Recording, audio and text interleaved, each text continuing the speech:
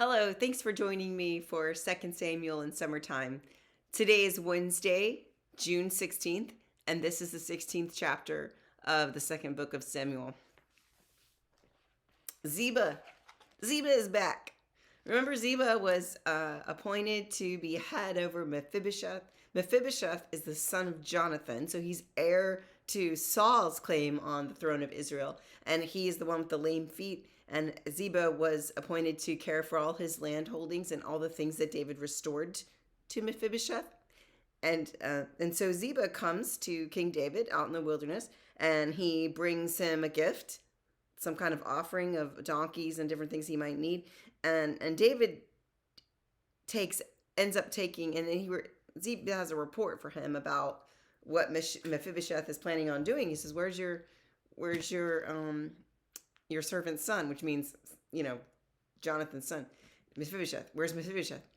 And he says, "Well, he's in Jerusalem still because he's looking to regain all of his holdings or his rightful throne from this new regime, Absalom, who's taken over." And so because of his lack of loyalty to David, David takes everything that Mephibosheth had been restored and gives it to Ziba for him.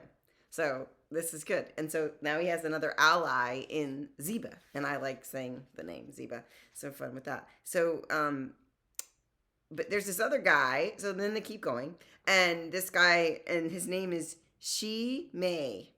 And it kind of looks like, I want to call him Shumai, like the dumpling, but his name is Shimei. He hates David.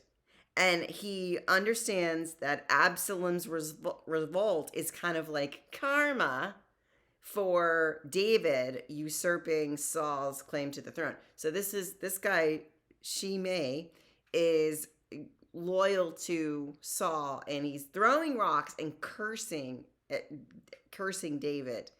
And David's guys come to him and say, "Hey man, this guy's no good. We'll just take his head off." And David's like, "No, the Lord bid him to do this, and it's got to be for a reason, so just let him do it." So they keep going, and the guy's like walking alongside of them, throwing rocks, hurling curses at David, and David's just taking it.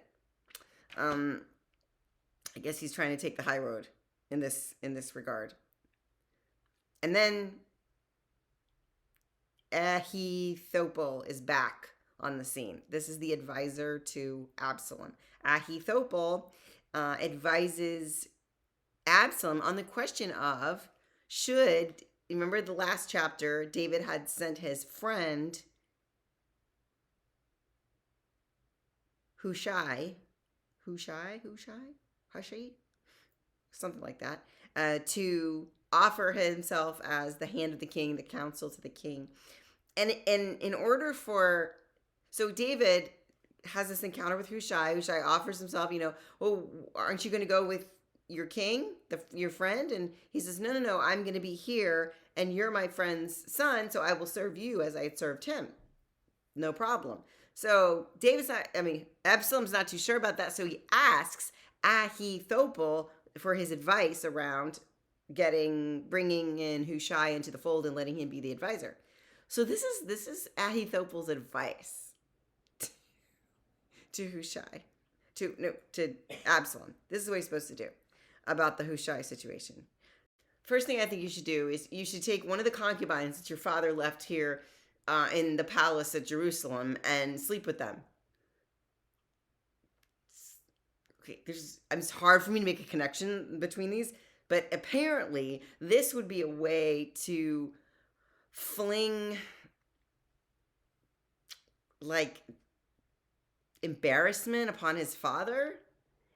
And if you look back, if you remember, when he slept with Bathsheba and killed Uriah the Hittite, and Nathan comes to him with this oracle, he also gives a warning that his wives will be taken out and taken to be with other men in front of all of Israel. And that's what Absalom essentially does with the concubine, to make his father a cuckold, it's sort of like a grave an insult to his father, so that he can really, it could be solid that he's totally usurping the throne. And then people will start to follow him because he's so tough against his dad, I suppose. So maybe this has something to do with testing how loyal Hushai is going to be to Absalom if they bring him into the fold, because then that's the first advice that he gets. But then that's the end of the chapter. We get this whole idea that Ahithophel was esteemed by both David and Absalom. So people really think that he has the ear of God, and this is his advice. Go sleep with one of your father's concubines in front of everybody. They set a tent up on the roof so that everybody could see, I guess. And this is the best way for Absalom to defile his father in front of everyone. And it's just a public, just arrogance in his father's face, a flinging in his face.